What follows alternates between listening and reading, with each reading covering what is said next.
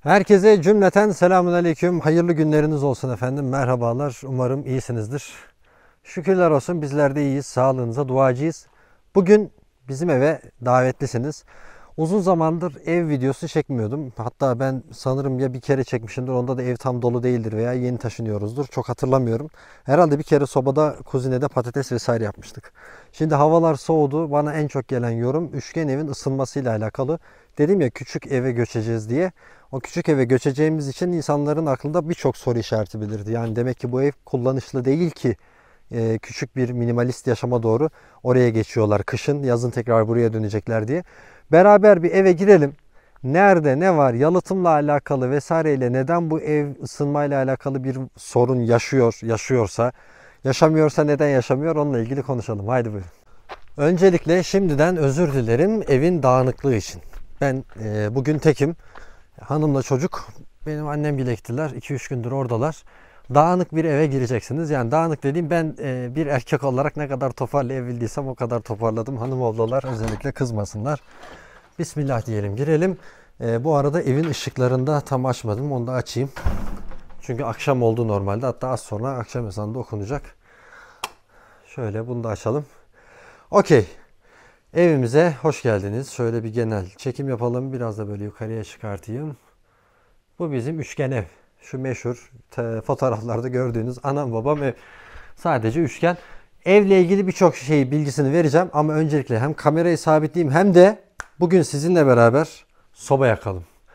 Kaloriferle evde oturuyorsanız sobanın lezzetini zaten bilirsiniz. Özellikle bizden büyükler daha çok bilir. Ama ben de soba görmüş bir jenerasyondan, nesilden geliyorum. 89 doğumlu olarak. Bugün böyle malzemeleri hazırladım. Isınmayla alakalı video çekeceğim dedim. Soba nasıl ısıtıyor değil de evin genel ısınmasıyla alakalı ne gibi eksiklikler veya fazlalıklar var. Bununla alakalı konuşacağım. Hem bugün beraber soba yakalım hem de şu ısınmayla ilgili konuya bir açıklık getirelim. Evet biliyorsunuz bize en çok gelen soru ısınmayla alakalı demiştim. Şimdi ben dün bu eve soba yakmadım.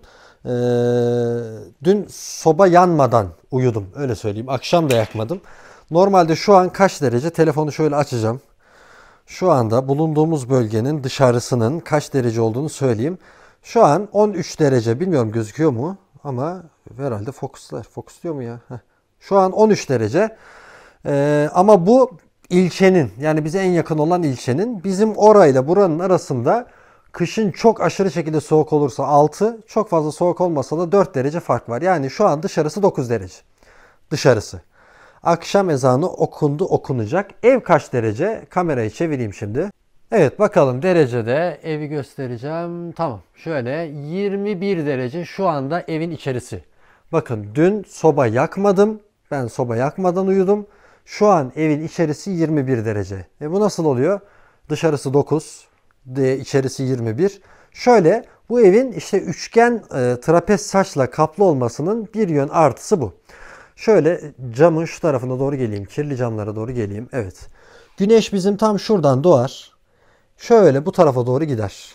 Şöyle en sonunda oradan batar. Evin sağ yanağı güneş çıktığı an aşırı şekilde ısınır. Doğal olarak evin içerisinde ısıtır. Yazın bu sorun olmuyor mu? Biz bu yazın içeride 32-33 gördüğümüz belki 1-2 gün olmuştur. Neden? Bizim burada ikindin güneş dağın arkasına geçtiği an, akşam demiyorum bakın ikindin. Sağ tarafta şurada ileride bir dağ var. Çok erken güneş gider bizim buradan. 3.30-4 arasında güneş artık dağın arkasına düşer. 4 olduğunda burada direktman 8-9 derecelik bir derecede düşme oluyor. O düşmeden dolayı bizim burada yazın bile soba yakarlar köylüler. Ha bizim çatı sıcak kaldığı için sabaha kadar tutar. Öyle söyleyeyim. O yüzden yazla ilgili yaylalarda, soğuk yerlerde, yükseklerde bu tarz evler kullanışlı oluyor. Şimdi evin şu kaplama kısmına geleyim. Hatta şuradan geleyim şöyle. Buraların neden böyle olduğunu zaten benim eski izleyicilerim çok iyi bilir. Gene anlatırız işin sonunda ilk kez izleyenler için. Burada lambiri görüyorsunuz. Burada ortalama olarak benim bir karışımın az eksiği 10-10 dediğinizde 20 santimetre genişliğinde burada bir kolon var. Toplamda kaç kolonumuz vardı? 1, 2, 3, 4, 5, 6, 7, 8, 9, 10, 11, 12 tane kolon var. Her kolonun arası 70 küsür santimetre, 71-72 o civarlarda olması gerekiyor. Bu sadece LAN 1'i değil. Şimdi ısınmayla alakalı şeyin bilgisini şimdi veriyorum işte. Arkadaşlar bu gördüğünüz sadece LAN 1 değil. Benim çok eski videoları giderseniz bunun nasıl yapıldığıyla alakalı zaten ben video paylaşmıştım. Ama her videoda başka bir konuya değindiğim için hepsini izlemeniz de sizin için zor olacağı için tek bir videoda toparlıyoruz. Şimdi bu LAN 1'i değil. LAN 1'in arkasında, bunun tam arkasında taş yünü var. O taş yününün hemen arkasında OSB var. Kalın OSB. OSB'nin arkasında membran var. Membranın arkasında da trapez saç var. Direkt trapez saç bunun üzerinde değil. Şimdi bunu bu yüzeyde yapabilirdiniz içten. LAN 1'i içten olur. Direklerin hiçbirisi gözükmez. Yalıtımı şu boşluğa doldurursunuz. Şu boşluğa. Araya bir nem bariyeri atarsınız. Ardından LAN 1'i içten yaparsınız. Bu sefer de komple LAN 1 görünür. Direkler görünmez. Ben özellikle direklerin görünmesini istediğim için bu şekilde arzu ettim. Böyle yaptık babamla beraber. Şimdi şöyle yukarıya kaldırıyorum. Işıktan göremeyeceksiniz belki. Yatak odası dediğimiz yer orası biliyorsunuz. Merdivenimiz de hemen şurada. Şimdi bizde sıkıntı şu. Normalde soba çok sağlam yanıyor. Döküm bir soba olduğu için içeriği oldukça ısıtıyor. Yalnız dezavantajları yok mu? Bu tarz evlerde dezavantaj var. Benim yüksekliğim 7 metre. Şu yüksekliğim 7 metre. Direklerde 7,80. Hipotenüsten olduğu için onlar daha uzun biliyorsunuz. Şimdi 7 metre olduğu için ısınan havada yukarıya doğru çıkacağından dolayı üst kat alt kata göre daha sıcak oluyor. İyi de soba yaktığında ısınıyor musun? Sen onu söyle. Abi ben burada sobayı yakayım, sen şu koltukta oturamazsın. Bu oda o şekilde ısınıyor ama çok fazla kömür gidiyor. Neden? Ben bu hacmi komple 70 metrekarelik bu evin hacmini tamamıyla ısıtmam gerektiği için daha fazla kömür kullanmam gerekiyor. O yüzden ben bu evi, şu yatak odası kısmı var ya şurası, komple kapatayım dedim üstünü. Yani benim normalde bu evin üstünü tamamen kapatma hakkım zaten var. 2 katlı, alt 75 metrekare, üst 75 metrekare olacak şekilde biz imar aldık. Ama bunu tamamen kapattığımda tabii ki bu üstteki bu boşluk, bu hol kısmı bu şekilde görünmez. Yani güzel olur, kötü olur diyenler var. Bence gerek yok, evin özelliği o şekilde bozuluyor diyenler var. Daha basık olur diyenler var ama benim normalde tavan yüksekliğim de farkındaysanız mutfağın olduğu yer şurası. Normal betonarme binalara göre benim yüksekliğim çok yüksek. Yani alçak bir yükseklikte değiliz biz. Baya yüksek bu şu kat, yani yatak odası katı yüksekten başlıyor. O yüzden sorun olacağını düşünmüyorum ama bize bu yıl nasip olmadı. Biz bunun üstünü bu şekilde kapatamadık. Buraya kadarki muhabbet okey. Sobanın markasını birçok kişi soracaktır. Soba Sabah S100 modeli Konya'nın Akşehir ilçesinde üretiliyor diye biliyorum. Biz de zaten Konya'dayız. O yüzden biz bunu tercih ettik. Şömine soba diye geçiyor ama bu sobanın da bazı dezavantajları var. Şöyle açalım. Burası kapak. Şimdi burası fırın. Ateş aşağıdan yukarıya doğru vuracağı için bu tarz sobalarda, yani kuzine sobalarda biliyorsunuz bu yanda olur. Bu tarz sobalarda alttan sıcak çok fazla vuracağından koyacağınız börek, çörek, ekmeğin tepsideki alt kısmı daha hızlı pişecektir. Şurada bir göz var farkındaysanız, şöyle açılıp kapatılan. Bu da sobadaki sıcaklığın içeriye gelip gelmemesini kontrol ediyor. Faydası var mı? Var. Patatesi kestaneye attın mı? Oluyor. Tamam kardeşim, gerisi önemli değil diyebilirsiniz. Yok, ben o sobada ekmeği yapamadıktan sonra kullanmam da diyebilirsiniz. Bu tarz sobaların dezavantajı bu. Şöyle yanda olmalı ki daha rahat kullanılsın. Küçük eve göçeceğiz. Oraya da bir şark köşesi gibi oturma düzeni koyacağım. Bu tarz koltuk koymayacağım. Çünkü o oda dar demiştik. Onlar da geldi. Burada şu anda hala hazırda duruyor. Normalde hiç göstermeyip direkt döşendiğinde göstermem gerekiyor ama bu şekilde set geldi. Bizim oraya bunu yerleştireceğiz. Bizim halılar yıkanmaya gitmişti. O yüzden oradalar. Annem de ödünç halı verdi. Şimdilik bu halıyı kullanıyoruz. Raflarla alakalı, evet, üçgen evlerde en çok akla takılan sorulardan diğerine cevap veriyorum. Biliyorsunuz direkt üçgen olarak ev başlıyor.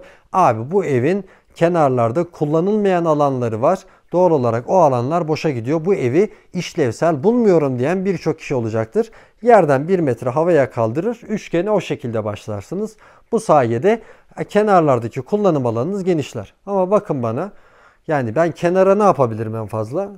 Yani işte koltuğu dayamışım. En arkada belki bir 40 santimetrelik alanı kullanamıyorum. Benim için problem değil, bir başkası için problem olabilir. Sobayla ilgili birkaç tane bilgi muhakkak gelecektir. Onu da söyleyeyim. Bazı böyle pervaneler var. Isı pervanesi diye geçiyor. Sobanın üzerine koyuyorsunuz. Pervane ısındığında dönmeye başlıyor. Sıcak havayı evin içerisinde yayıyor. Çok pahalı abi. Fiyatına baktım.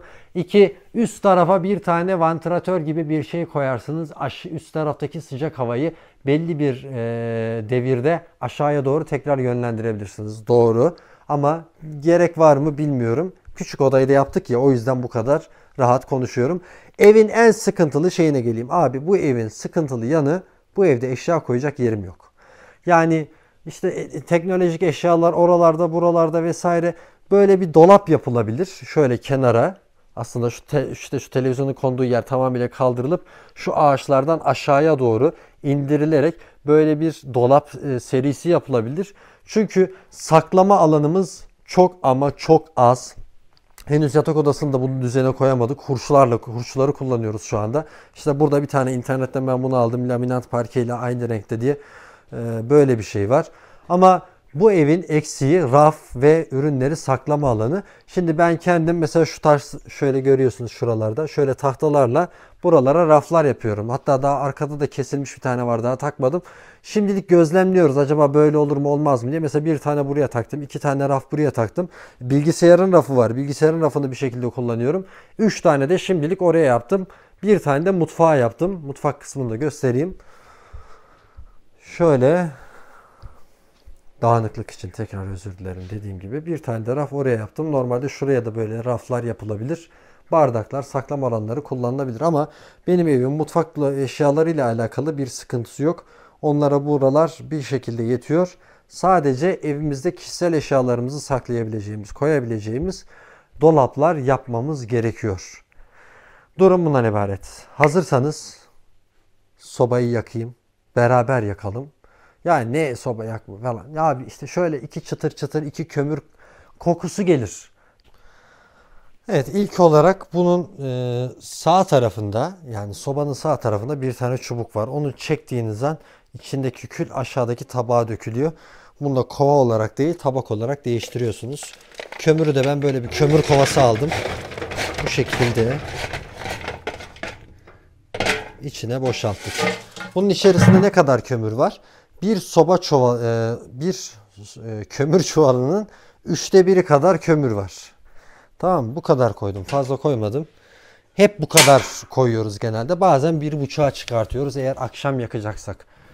Çünkü sabah kalktığımızda soğuk olur yoksa. Şöyle yaydık. Kömürü koyduktan sonra bu benim bahçedeki 3 tane meşeyi budadım demiştim. O budadıklarımdan şöyle meşeleri dizelim. Çam olur mu? Abi çam oluyor ama çok fazla çam gidiyor. Çünkü çam kül olup gidiyor ve baca borusunu doldurduğunu söylüyorlar. Her ne kadar benim sobamda dirsek yoksa da dolma imkanı çok fazla yok ama gene de şey bulmuyorlar. İyi bulmuyorlar yani. O yüzden biz çok az, elimde bulunan gene bir iki çam dalı var. Onları atıyorum ama genelde bahçedeki o 3 ağacı budadığımda bayağı meşe çıkıyor. Bunlar da onların meyveleri. Şimdi işte dediğim o çıra. Eminim seviyorsunuzdur çıra kokusunu. Sevmeyeni görmedim. Koyduk. Şimdi o kadar köyde yaşayan, çırayı şöyle yakıp da içine koyuversene diyeceksiniz. Ama ben ne bileyim 2 yıldır aynı şey yapıyorum. Çok da işimi görüyor. Ne yapıyorsun diyeceksiniz. Ben burada bu şekilde doldurdum ya. Benim şöyle bir tane malzeme var. Kamplarda bizim çok kullandığımız pürmüz. Bunu bir şekilde alevliyoruz.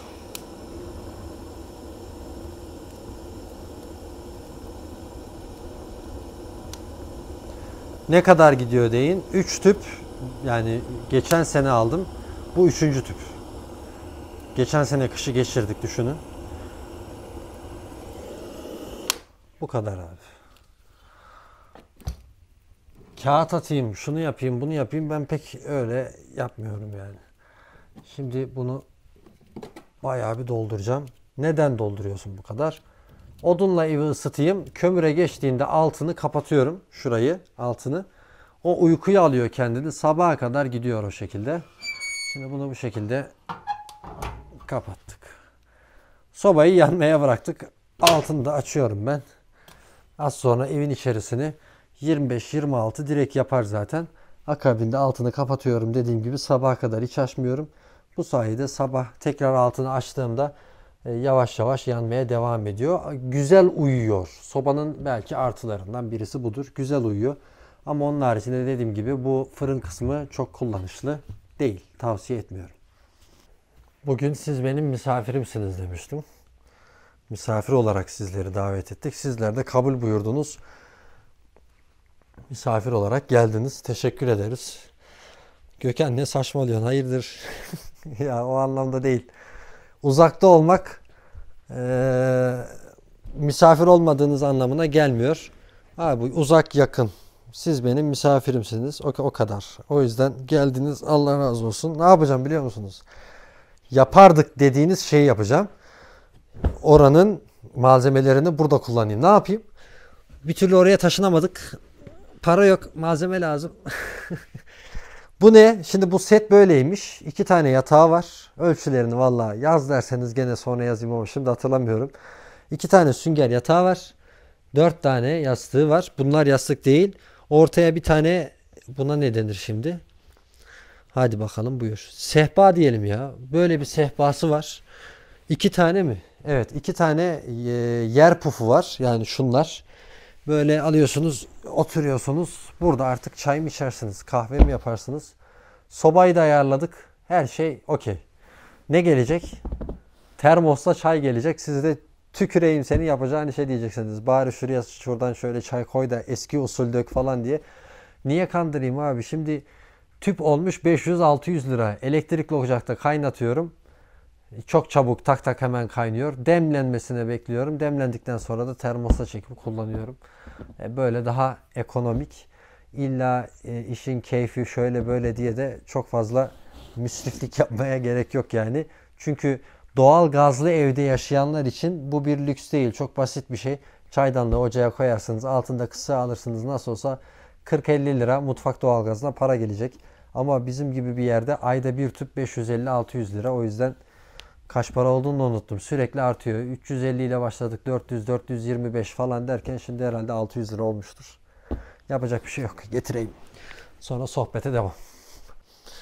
Evet, aslında çok güzel bakır bir çaydanlığım da var. Semaverde gördüğünüz, Diyarbakır'a gittiğimde almıştım onu. GAP turundayken. Yapacak bir şey yok. Çay çaydır abi. Çay hastası olan var mı? Ben aşırı şekilde çay hastasıyım. Yalan söylemeyeceğim. Bazı kötü alışkanlıklarım var. İşte bu o benim bazı kötü alışkanlıklarımın başı. Çay. Bilmiyorum siz çayı seviyor musunuz? Birçok kişi çaydan nefret ediyor. Ama ben bir bardak su içmem. Öyle de bir sıkıntım var. Gökhan yanlış yapıyorsun. Susuz olmaz diyeceksiniz. Abi yapacak bir şey yok. Yani yok mesela ben 3 gündür falan herhalde su içmiyorum. %99 içmiyorum. Yani benim bardak doldurup da su içmişliğim neredeyse yoktur. Ama ortalama olarak günde 22 bardağa yakın çay içiyorum. Herhalde ondan dolayı susamıyorum. Hava çok aşırı sıcak olacak ve ben dışarıda çalışıyor olacağım. O zaman belki babam su istediğinde o sudan içesim geliyor. Ama onun haricinde evde falan birinin gelip bana hatırlatması lazım. Şu bir bardak suyu içer misin diye. Mümkün değil, su içmiyorum. Kullanmıyorum. Ama çay dediniz mi ben orada bitiyorum. Çaya da şekerine kadar atayım. Aha bunu bu kadar batırdım ya. Tam bu kadar atıyorum. Aha buraya damlattık. Hanım kızacak. Durum bundan ibaret. Şimdi sobayla alakalı olan şeyden bahsettik. Evin şeyinden bahsettim ama genel özelliklerinden tabii bahsedeyim. Bir Muratça diye bir kanal var. Buradan tekrar selam olsun. Birkaç video önce zaten bahsetmiştim bununla ilgili. O geldiğinde evin detaylı anlatımını o zaman yapmıştık. Hem teknik özelliklerini vesaire ama benim eski videolarda her videoda bir şeyden biraz bahsettiğim için derli toplusu ne yazık ki yok. Ama evin şeyi 75 metrekare ama bizimki 10.40'a 7 desek 74,5-75'e falan geliyor işte. Alt kat Üst katta ortalama 25-30 metrekare. Tamamen kapatırsanız üstte de bir 45-50 metrekarelik alan olur. Yarıdan bir tık azı kapalı üst tarafın. Bu direkleri nasıl böyle yaptığınızı daha önce açıklamıştım. Herhalde o kadarına da girmeyeyim yani. Yapılma videoları zaten bol miktarda var. Evden memnunuz. Ev ısınıyor ama maddi olarak 2,5-3 ton kömür gidiyor. Bunun yerine kuzinelik küçük bir odada minimalist yaşamak daha doğru diye düşündük. Bunu zaten en fazla 3 ay yapacağız. 3 aydan sonra biz gene buraya geçeceğiz. Ha, bu 3 ay burayı hiç yakmayacağımız anlamına gene gelmiyor. Misafir gelecek, gene yakacağız. Arada kendimiz için gene yakacağız. Neden? Çamaşır makinesi sonuç olarak burada arada çamaşır yıkanacak vesaire olacak. Orada banyo var, her şey var ama çamaşır makinesini oraya götürmeyi düşünmüyoruz. O yüzden şimdilik bu şekilde ilerliyoruz. Bence ortamda herkes kendisine göre ve kendi geçmiş yaşantısına veya arzularına göre hayaller kuruyor. Örnek veriyorum, birçok kişi şu şekildeki halimi gördüğünde bir tavla olsa da karşılıklı tavla atardık diyebilir. Birçok kişi 2 kişi olmaz 4 kişi işte ne bileyim bir şey oynardık, okey oynardık diyebilir. Bir başkası ya aslında orada bir kitap olacak, şöyle rahat rahat kitabını okuyacaksın diyebilir. Hocam ben üniversite öğrencisiyim, işte de sınavlarım var, ben orada o sobanın başında şurada şöyle çalışıp sınavlarıma hazırlanırdım diyenler olabilir. Çay değil ama kahveyi tercih ederdim diyenler. Yuvarlak bir köy ekmeğine, bu hani bazı çeşitler var ya, yuvarlak bir köy ekmeği olsa üzerine tereyağı sürdükten sonra ne koyarsınız dediğinizde insanlar hemen bölünür. Küflü peynir koyardım diyen bir grup var. Patates, haşlanmış patatesi, haşlanmış yumurtayı koyar sıkar yerdim diyenler var. Onun haricinde yok ben tereyağı vesaire içine pek haz etmiyorum. Sadece içerisine beyaz peynir, maydanoz, roka, tere vesaire koyup otlarla beraber yemeği tercih edin. Bakın hepimizin damak tadı farklı olduğu gibi hayattan beklentileri de bir o oranda farklı. Doğal olarak sizin kurduğunuz hayali benim kurduğum hayalde siz kurmuyor olabilirsiniz. Ara ara ortak hayallerde, ortak hedeflerde buluşabiliriz. Bu da bizim o konuda aynı şeyi düşünüyor olduğumuz anlamına gelir. Farklı bir özellik çıkartmaz.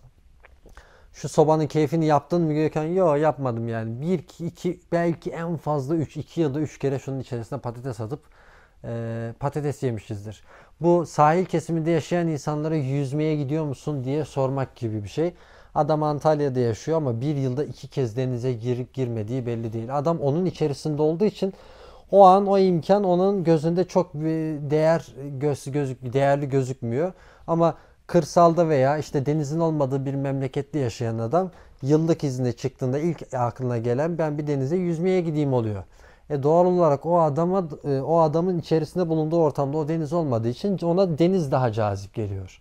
Şu an size sobanın başına oturup şöyle bir kestane yapmak cazip gelirken bana farklı bir şey cazip gelebilir. Bu benim bu ortamın tadını çıkartamadığım, sizin de çıkartamayacağınız anlamına gelmiyor. Sadece bir şeyler rutine ve gündeliğe bindiğinde artık o bayağılaşıyor, sıradanlaşıyor. Artık yeni ufuklar açılıyor önümüzde. Farklı şeyleri hayal edip farklı şeyleri arzuluyor oluyoruz. Durum tam anlamıyla bu. Yoksa o ateş başında 20 yıl otururdum. Abi otururdun ama emin ol ikinci gün kalkardın. Yani kalkmak zorundasın sonuçta. 20 yıl boyunca bu ateş cezbetmeyecek. Birkaç gün böyle tadını çıkartacaksın. Sonra geçip koltuğuna televizyonda haber izlemeye sen de başlayacaksın. Unutacaksın bunun varlığını veya evin varlığını gibi gibi. En son bir kişi yabancı herhalde Azerbaycan'dan bir yabancı mı bilmiyorum ama Azerbaycan'dan bir arkadaş sormuş. Şöyle söylemiş yani abi üçgen ev önerir misin? Ahşap evi fareler kemiriyor mu? Ahşap evi fareler kemirmiyor. Eğer böyle bir şeyiniz varsa yanılıyorsunuz. Kemirgen hayvanlar var. Kemirilme ihtimali evet var ama öyle bir şey yok. Eğer evi düzgün yaparsanız öyle bir şey sıkıntı olacağını düşünmüyorum. Bizim 2 yıldır hiç herhangi bir yerimizi kemirmediler en azından. Sadece bu lambiriler biliyorsunuz böyle bakla bakla aralarında küçük küçük boşluklar var. O boşlukları ben silikon sıkıp birçoğunu kapattım ama herhalde bir iki tane açık var. Uğur böcekleri giriyor bizim evin içerisine oradan. O uğur böcekleri arada sabah kalktığımızda böyle de yerde ölü uğur böcekleri görüyoruz. Yani birçok kişi yolda görse aa uğur böceği der. Onu böyle ateş böceği işte. Onu böyle sever sayar vesaire yapar. Gerçi ateş böceği ile uğur böceği aynı değil herhalde değil mi? Bizimkiler çünkü ateş çıkartmıyor yani. Uğur böceği der. Biz de öyle yapardık. Aa, Uğur böceği falan böyle. Şimdi benim evde tonla var. İstemediğiniz kadar. Özellikle göç zamanında oluyor bu. Sığınıyorlar. Kış uykusuna yatıyorlar büyük ihtimal. Böyle bir ay falan böyle bir yoğun onu hissediyoruz. Sonra yok olup gidiyorlar tabii ki. Zararlı hayvanlar olmadığı için çok da şey yapmıyoruz. Aa, evime Uğur böceği girdi vesaire demiyoruz. Bunlara alışık olmanız gerekiyor zaten köy yaşantısında. Öyle evin üçgen ahşap evi evet yapılabilir. Eğer arzu ediyorsanız yapabilirsiniz. Benim ya ikinci ya üçüncü video YouTube kanalında 2 yıl önce 3 yıl önce belki paylaştığım ya ikinci ya üçüncü videoda evin elektronik projesi, mekanik projesi, statik projesi bütün hepsini ben paylaştım. Ama birçok dost bana şunu sordu. Özellikle mimar arkadaşlar. Bize bunları dosya olarak paylaşabilir misiniz diye. Şimdi yalan değil. Ahşabın statik projesi normal statik projelerden farklı. Ahşabın statik projesi herhalde bize İstanbul'da çizdirildi diye biliyorum. Bilmiyorum. Mimara sormak lazım ama şöyle kalın A4 kağıdıyla şu kalınlıkta bir evrak geldi. Sadece ahşabın statiği ile alakalı. Açıp okudun mu deseniz okumadım. Ben bunu belediyeye teslim ettim. Diğer projelerde olduğu gibi. O yüzden ne yaptım? O projelerin videosunu çektim.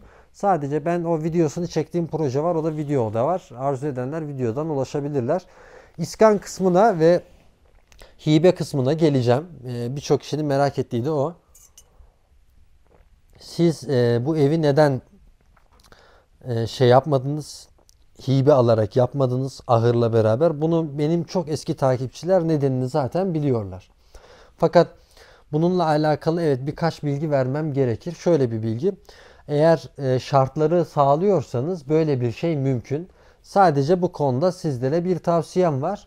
Size dediler ki 2 milyon liralık bir gider olması gerekiyor. Gerçekten o 2 milyon liralık gideri orada yapın, olur mu? Yani bu tüyü bitmemiş yetimin hakkıdır. Öksüzün hakkıdır. 80 milyon 90 milyon vatandaşın hakkıdır. O yüzden bu tarz hibelerin gerçekten hakkını vermek gerekir. Ben bunu bir övünç kaynağı olarak söylemiyorum. Bu her vatandaşın yapmakla mükellef olduğu şeydir. Bazı şeyleri yapıyor olmak ve ne bileyim böyle bazı yorumlar görüyorum. Gökhan maşallah bu konudaki görüşünü sevdim abi, Allah razı olsun, ama bu normalde olması gereken zaten. Yani anormal bir şey değil. Hani hiç kimsenin yapmayacağı bir şey yapıyor olsam eyvallah, ama bu olması gereken. Abi biz buna başvurmak için gittiğimizde dediler ki şu kadarlık bir bedel olması gerekir. Ve biz bununla ilgili araştırma yaptığımızda bu bedelden daha aşağı biz bu işin içinden çıkıyorduk. Dediler ki o zaman faturayı ona göre kestireceksiniz. Yani yapacak bir şey yok. İyi de 150 bin liraya farz ediyorum, sallıyorum. 150 bin liraya ahırın demiri alınıp hallediliyorken nasıl ben demirciye 250 bin lira yazdırayım? KDV'sini ödersin, sana işte 250 bin liralık o faturayı keser. Şu anda hibe desteği alınarak yapılan işletmelerin sanırım %50 %60'ı sıkıntıda. Neden? Hayvan koyup içine işletmiyorlar. Yani bu konuda çok fazla tuzak var. Ben buna her aklıma geldiğinde dile getiriyorum. Kimse kusura bakmasın. Muhakkak ve muhakkak hibe verildikten sonra denetimin esas olduğunu düşünüyorum. Malı aldı. İyi de o malı da gerçekte almıyor zaten. Bir satış sözleşmesi yapıyorlar. Bir başkasının malını ahıra getiriyorlar. Gelip kontrol ediliyor. Tamam, mallar var. Üzerine alınmış. Sonra adam tekrar o sözleşmeyle başkasının üzerine bunu geçiriverir. İş biter. En azından bir 5 yıl 10 yıl bu denetimi aylık olarak o çiftliklere yapılmalı. Gidişat kontrol altına alınmalı. Gerekirse kayyum desteği sağlanmalı bu konuda. En azından öyle düşünüyorum. Şimdi bunun altını kapatayım. Bunun altından köz düştü. Böyle açık bırakılmaz tabii ki. Ben şimdi size ateşi birazcık arttırmak için altını açtım. Tamam. O yüzden hibe desteklerini araştırın ama gerçekten hakkını verin diye tavsiyede bulunabilirim. İkincisi, arazinizin buna uygun olup olmadığını bağlı bulunduğunuz belediyeden öğrenin. Neden? Bana 3000 metrekarelik bir arazi koşulu konuldu Tarım Müdürlüğü'nde, ama ben bir başka şehirde başvuran arkadaşla görüştüm. Benden 5000 metrekare istediler dedi. Doğal olarak şimdi ben mi yalancı çıkayım, o abiye mi haksızlık? Tam olarak çözemedim. O yüzden Konya şartları farklı olabilir, bir başkasının şartları farklı olabilir. Bunu bağlı bulunduğunuz belediyeye ve Tarım Müdürlüğü'ne danışarak ev izni alabilirsiniz. Kerpiç bir evi daha çok tavsiye ediyorum. Bunu açık açık söylüyorum. En başa tekrar geri dönseydim üçgen ev yapar mıydım? Yok, yapmazdım. Daha minimalist, daha köylü, daha sade ve daha Anadolu kokan kerpiçten bir evi kendim yapardım babamla beraber. Niye kerpiç? Ne bileyim abi, yani Şekile çok takılmıyorum ama ne dedim size, o küçük bir eve göçtüğümde siz bendeki mutluluğu görün. Ben biraz böyle şekilci şükülcülükten ziyade, bu şekilcilik olmuyor tabii ki. Bu şartlara uygun bir ev bu. Kar tutmuyor vesaire yapmıyor vesaire, çabuk ısınıyor gibi gibi ama şöyle bir köye gittiğimde, o kerpiç evleri gördüğümde, onun içerisine girdiğimde bendeki huzur oranı biraz da artıyor. Demek ki ben o şeklin insanıyım. Yapacak bir şey yok. Demek ki benim hamurumda birazcık kerpiç var. Bir başkasının hamurunda da taş ev vardır. Ben bunu bilemem. Ama öyle bir şeyi daha çok arzu ederdim. Bu arada buraya karşıya bardak koymadığıma çok pişman oldum. Sizler misafirimsiniz. Ben çay içiyorum. Siz dinliyormuşsunuz gibi oldu ama kusura bakmayın.